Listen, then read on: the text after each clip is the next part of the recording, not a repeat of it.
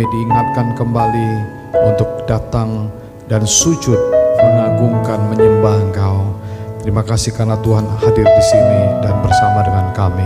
Segala puji dan syukur bagimu, soli Deo gloria, hormat di tempat yang maha tinggi untuk Tuhan dan Juru Selamat kami yang kekasih. Tolong firman-Mu yang akan kami dengar menjadi rema. Tolong hamba-Mu yang berbicara menjadi saluran berkat, mendatangkan berkat bagi setiap yang mendengar. Pujilah Tuhan dalam nama Yesus, Tuhan dan Raja kami berdoa bersama-sama, kita berkata amin, amin. Yeah, but thank you so much. I really enjoy this time. It's a really honor and privilege, ya, satu kebahagiaan saya dan istri saya. Kami berada di tempat ini dan kami diberikan kesempatan untuk melayani Tuhan. Baik, langsung mari kita membuka hati kita akan mendengarkan firman-Nya. Temanya yang telah diberikan kepada saya untuk minggu ini yaitu berbicara dari Matius 4 ayat 19. Apakah bisa tunjukkan PowerPoint-nya? Ya, kira-kira seperti ini. Mari ikutlah aku, ya. Matius 4:19, satu ayat pendek tapi sangat luar biasa, powerful. Ini bukan kalimat-kalimat biasa, tapi ini suatu kalimat yang sangat hebat sekali pengertiannya. Ada banyak sekali bisa mengkhotbahkan seperti dari ayat ini. Tetapi pada siang hari ini saya merasa pengen, dalam hati saya tergerak sekali untuk bicara tentang orang yang bicara ini. Pribadi yang bicara ini, yaitu Tuhan Yesus Kristus sendiri. Karena kalimat ini tidak diucapkan oleh Petrus, bukan Paulus, bukan Yohanes, bukan Thomas, bukan juga Abraham, bukan juga Musa, bukan juga Daud. Tetapi kalimat ini diucapkan oleh satu pribadi yang luar biasa, yang menjadi pujaan kita, menjadi Juru Selamat kita, menjadi Tuhan kita. Kalimat ini diucapkan oleh Tuhan kita, Yesus Kristus. Dan tidak ada nama lain, karena Alkitab berkata tidak ada nama lain di bawah kolong langit ini yang karena namanya kita dapat diselamatkan, dalam kitab Kisah Para Rasul 4:12. Ya, oke. Jadi ini kita bisa khotbah dari cara yang bagaimanapun, tapi saya ingin berbicara dari sudut orang yang ngomong ini luar biasa sekali. Oke? Mari ikutlah aku, kata Tuhan Yesus. Come and follow me. Nah, mari kita mulai mendengar. Bapak, Ibu, Saudara sekalian, Yesus pribadi ini tidak ada bandingannya, Saudara. Siapapun mau Anda bandingkan dengan Yesus, tidak ada bandingannya. Begitu tinggi, ya, pribadi ini. Dia lebih tinggi dari, maaf ini saya harus sebut nama-nama, beberapa nama yang terhormat ini. Tapi Yesus lebih tinggi dari Konghucu. Yesus lebih tinggi dari Sokrates, pujaannya orang Yunani. Yesus lebih tinggi dari Siddhartha Gautama. Yesus lebih tinggi dari Musa. Yesus lebih tinggi dari semua para filsuf, ahli-ahli filsafat yang ada, yang datang ke dalam dunia ini. Apa yang membuat Yesus begitu mulia dan begitu tinggi menurut saudara? Bukankah dia juga lahir dan datang sebagai manusia? Enggak mudah juga mengucapkan walaupun kalimat pendek seperti itu. Mari ikutlah aku. Tidak semua orang yang akan ikut. Tapi hari ini Anda lihat ucapan Yesus itu telah membuat agama Kristen menjadi agama terbesar di dunia. Dari satu pribadi ini, kalimat tadi yang memanggil orang untuk datang. Dan saya percaya kita semua yang hadir di sini pun adalah orang-orang yang telah dipanggil oleh Tuhan. Bisa katakan amin. Saya dipanggil oleh Tuhan. Saya berdiri di sini Itu karena dipanggil oleh Tuhan. Tuhan bilang, mari ikut aku, melayani aku. Nah inilah saudara, begitu luar biasa sekali pribadi Tuhan kita Yesus Kristus. Tidak ada yang seperti Yesus Kristus. Apa yang membuat Yesus itu begitu berbeda? Ada banyak hal, tapi hari ini saya mau bagikan hanya mungkin beberapa saja. Yang pertama, Yesus sangat suci, kudus. Di sini ada yang suci, ada yang kudus. Kita akan tundukkan kepala kita semuanya dan berkali-kali kita akan bilang, Lord God, sorry. Ampun Tuhan, maaf Tuhan. Aku telah berdosa. Every day, kita tiap hari berbuat salah, tiap hari berdosa. Tapi Tuhan Yesus tidak, firman Tuhan berkata tidak ada dosa dalam dirinya, dia begitu suci dan kudus. Itu membuat dia lain daripada yang lain. Apakah ada orang lain yang kita bisa cari untuk kita jadikan satu pribadi yang menjadi pedoman hidup kita karena dia kudus adanya selain Yesus Kristus? Anda pikir sendirilah. None. Tidak ada sama sekali saudara, ya. Ada satu pertanyaan yang ditanya di dalam kitab Ayub, ya. 3.500 tahun yang lalu kitab Ayub ini melemparkan satu pertanyaan, yaitu di antara semua orang kudus, kepada siapakah engkau harus berpaling? Among all the saints, which one should you turn yourself to follow?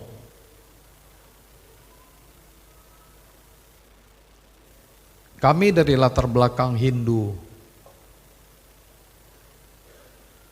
tapi kami datang pada Yesus sekarang. Karena kami tahu tidak ada yang sama dengan Yesus Kristus.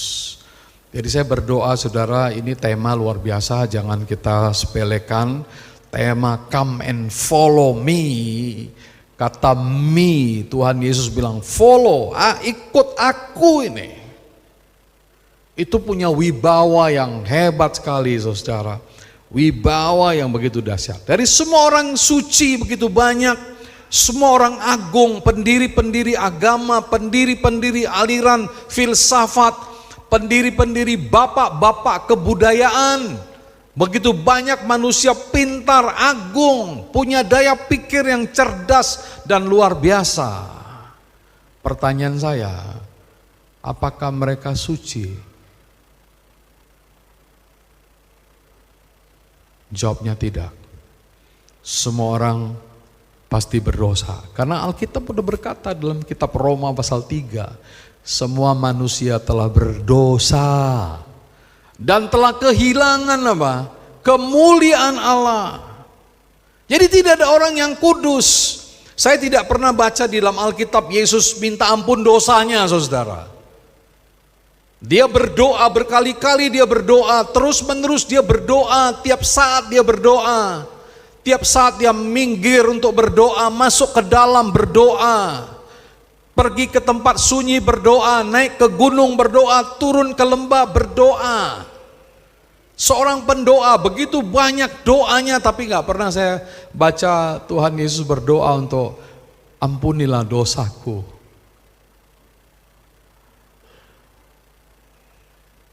Tapi sehebat, sehebat apa, setinggi apapun jabatan kita, sehebat apapun panggilan Anda, mau Anda nabi, Anda rasul, Anda pendeta, Anda guru, Anda penginjil, entah apa lagi, kalau ada gelar-gelar silakan saja. Pertanyaan saya, apakah Anda sama dengan Yesus yang suci dan kudus itu? Jadi orang yang bilang, orang yang berkata, mari ikut aku, wah benar-benar ini perfect sekali ini. Kita nggak berani saudara, hanya Yesus. Luar biasa sekali, jadi kita harus perhatikan ini betapa hebatnya. Tidak ada yang suci, tidak ada yang kudus. Oke, di antara semua manusia. Tidak ada yang seperti Yesus. Jadi kita mau lihat ke siapa? Anda mau pandang siapa? Anda beriman kepada siapa? Di luar Yesus nggak ada.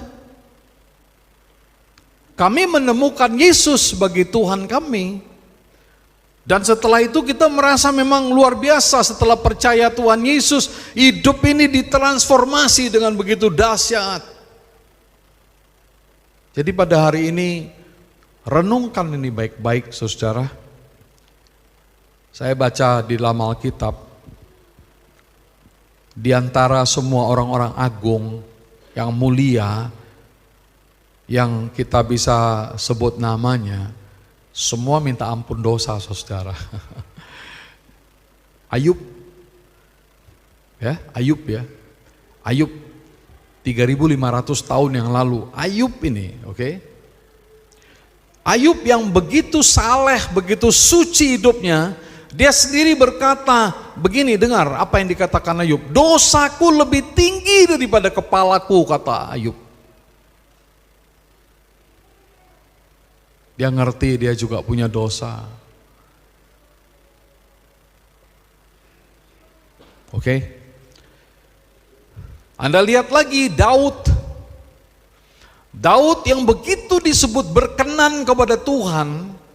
Daud berkenan kepada Tuhan, tapi Daud bilang dalam Mazmur 51 ayat 7, sesungguhnya dalam kesalahan aku diperanakkan, dalam dosa aku dikandung ibuku.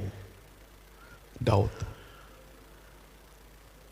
Ini saya kutip lagi dari agama kepercayaan China punya ya. Konghucu ini ya.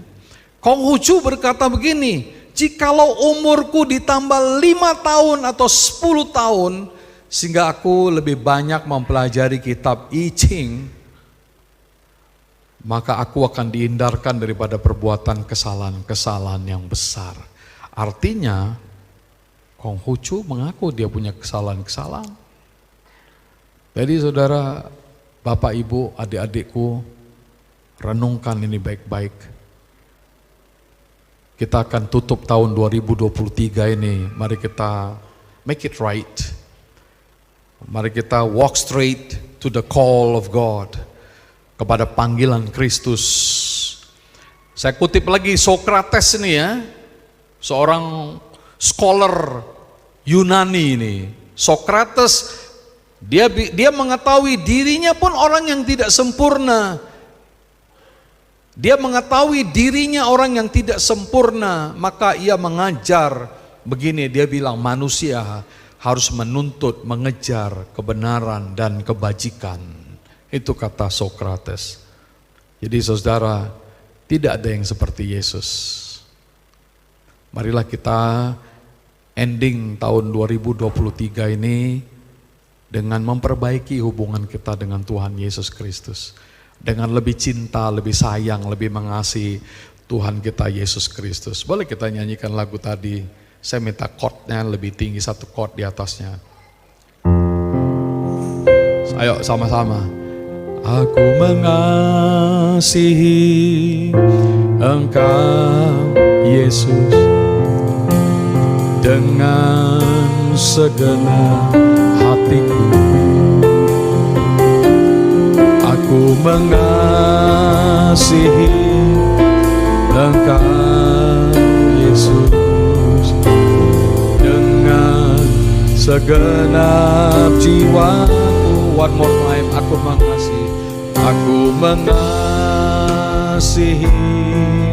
Engkau Yesus dengan segenap hatiku.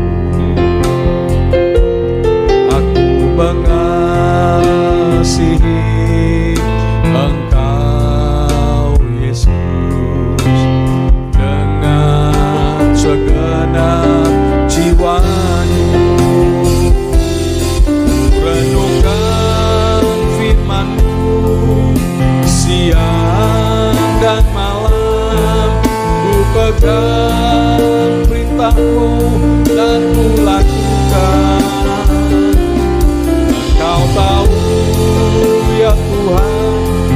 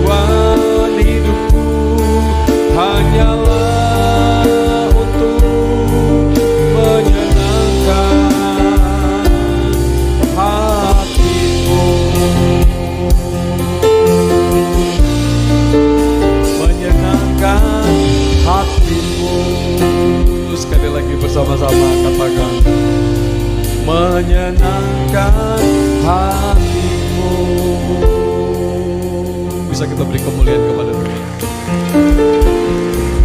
That is the call for today. Inilah panggilan Tuhan buat kita pada hari ini. Yaitu Tuhan bilang, bukan hanya 2000 tahun yang lalu, tetapi pada hari ini, mari ikutlah aku. Karena orang yang memanggil saudara adalah satu pribadi yang teragung di muka bumi ini, di dunia dan akhirat saudara. Yang nanti akan saudara lihat dan jumpa itu di akhirat itu adalah Tuhan Yesus Kristus. Dan saya akan tutup dengan satu poin lagi. Ya, panjang ini, saya punya khotbah tapi saya tidak panjang seperti itu. Tapi poin kedua saja, yaitu poin kedua, oke? Yaitu begini.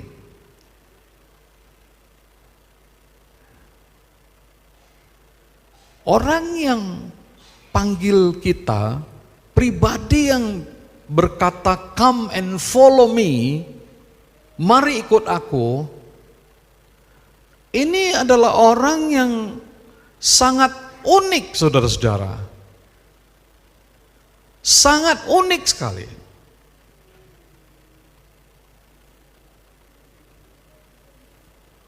Manusia mencari yang seperti ini. Tanpa pribadi ini kita kosong hidupnya. Dan hanya Yesus ketika dia masuk dalam diri kita, keunikan ini membuat kita juga menjadi orang-orang yang unik, saudara. Siapakah dia yang berkata, mari ikut aku? Sekali lagi, tidak ada satu pemimpin dunia, nabi-nabi di dunia ini, orang-orang yang di-follow oleh begitu banyak orang di dunia ini, pernah berkata kata-kata itu, come and follow me. Gak ada saudara. Tapi di dalam agama Kristen, it's very strong, very strict, very to the point. Tuhan berkata, come and follow me. Oke, gak main-main saudara. Ya, gak main-main. Ini sangat penting sekali. Tidak ada yang berani. Tidak pernah keluar dari mulut, I'm sorry again I have to mention. Tidak pernah keluar dari mulut Konghucu. Tidak pernah keluar dari mulut Sokrates. Tidak pernah muncul dari mulutnya Siddhartha Gautama. Atau nama-nama lain lah, nabi-nabi lain yang berkata, ikut aku. Hebat saudara. Kecuali Yesus. Siapa Yesus ini? Yang pertama, Yesus ada di dalam kekekalan. Oke? Itu dia saudara. Dia ada di dalam kekekalan. Dia adalah firman yang abadi. The eternal word, even before the foundation and the creation of the world. Dia sudah ada. Dia ada di dalam kekekalan sebelum dunia diciptakan. Di mana para pemimpin dunia yang tadi nama-namanya kita sebut? Hanya satu aja yang mati dan bangkit dan hidup kembali dan hidup sampai selama-lamanya. Namanya siapa? Yesus Kristus. Tidak ada nama lain saudara. Begitu dahsyat ya. Di mana mereka-mereka ini semuanya? Yang kedua, Yesus Kristus bukan hanya dalam kekekalan, tapi Yesus Kristus dia adalah pribadi yang bijaksana di dalam ciptaan. Dia adalah arsitek alam semesta. Dia prinsip dasar segala ilmu. Dia bijaksana yang ditanamkan Tuhan dalam segala bidang ciptaan. Itulah Yesus Kristus. Dialah Logos. Firman dalam bahasa Yunani, dalam bahasa Greek.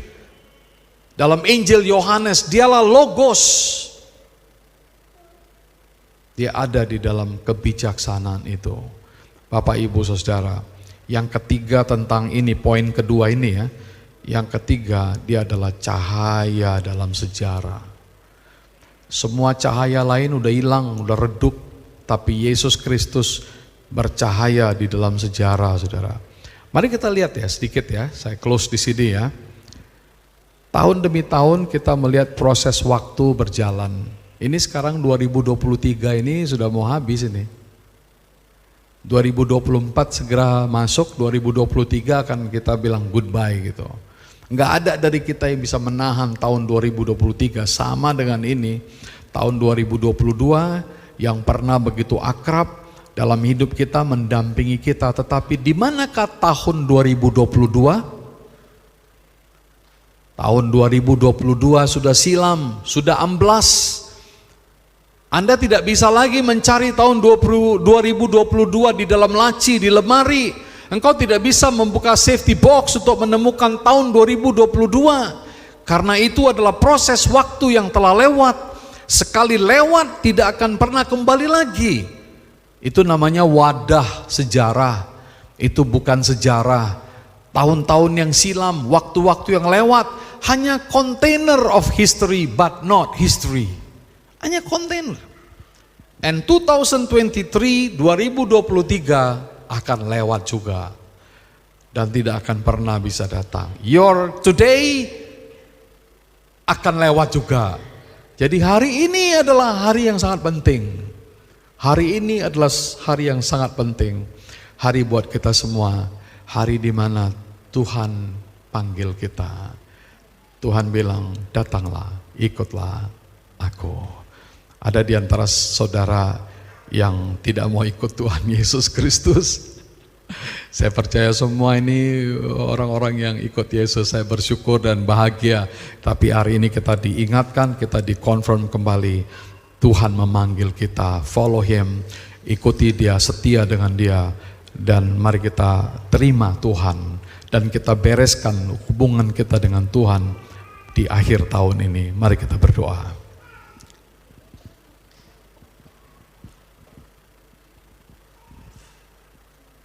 1 menit ini berdoalah dari dalam hatimu yang paling suci, paling dalam. Katakan, Tuhan Yesus, aku mau ikut Engkau. Aku akan ikut Engkau terus. Aku akan berjalan bersama dengan Engkau terus. Ampuni aku Tuhan. Tahun ini aku akan bereskan semua. Tahun depan aku akan berjalan mengikuti panggilan-Mu. Terima kasih Bapa untuk siang hari ini, untuk ibadah kami, untuk pujian penyembahan, untuk doa, untuk firman, untuk ayat renungan kami, untuk suara-Mu Tuhan, untuk firman-Mu Tuhan, untuk hamba yang juga mendengar hal yang sama, bukan hanya menyampaikan, tapi aku juga mendengar hal yang sama, dan aku juga memperbaharui kembali panggilan dan komitmen itu.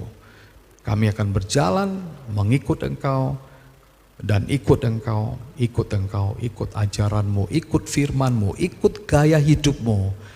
Tuhan Yesus adalah seorang pendoa, seorang guru, seorang pengajar, seorang pelayan, seorang yang rajin, seorang yang mengunjungi orang sakit, berdoa untuk orang yang lemah, yang menghibur, yang menguatkan orang lain, yang menolong orang lain.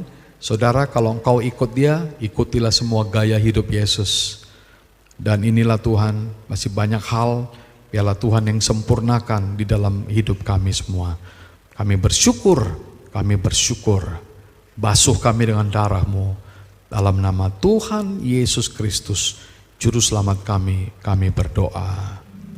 Amin. Amin. Amin. Puji Tuhan, Tuhan memberkati kita semuanya.